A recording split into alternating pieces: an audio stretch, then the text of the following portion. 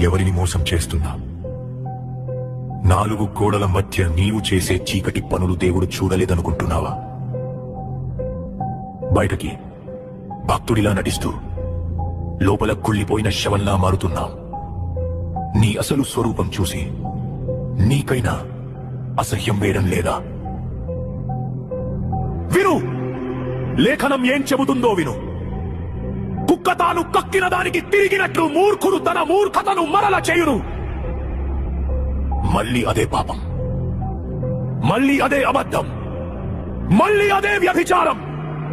కక్కిన వాంతిని తినే కుక్కకి పదే పదే పాపం చేసే నీకు తేడా ఏముంది?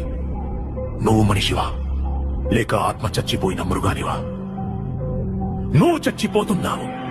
నీ ఆత్మీయ జీవితం శవంలా మారి కుళ్ళిపోతుంది. దేవుని కృపను నీవు అలుసుగా తీసుకుంటున్నావు. ఆయన ప్రేమిస్తాడు నిజమే, కానీ నీ పాపాన్ని ఆయన సహించడు.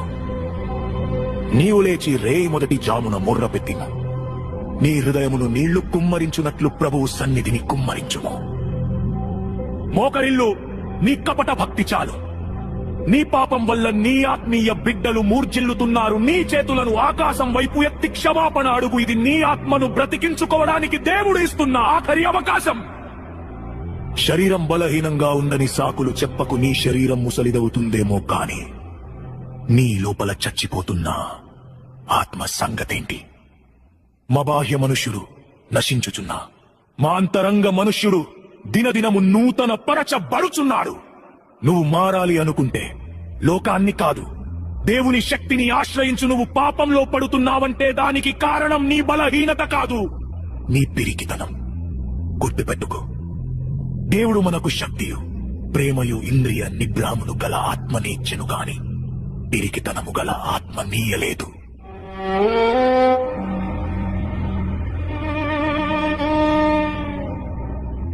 నీకు దేవుడిచ్చింది సైతానును ఎదిరించే శక్తి, నీ ఇంద్రియాలను కంట్రోల్ చేసే నిగ్రహం. ఆ పిరికితనాన్ని వదిలిపెట్టు. కుక్కల వాంతి దగ్గరకు వెళ్లడం మానే. ఇప్పటికైనా బుద్ధి తెచ్చుకుంటావా లేక ఆ మూర్ఖత్వంలోనే పడిచ్చేస్తావా? దేవుని తీర్పు నీ తలుపు తడుతుంది. సమయం మించిపోక ముందే మేలుకో. జాగ్రత్త.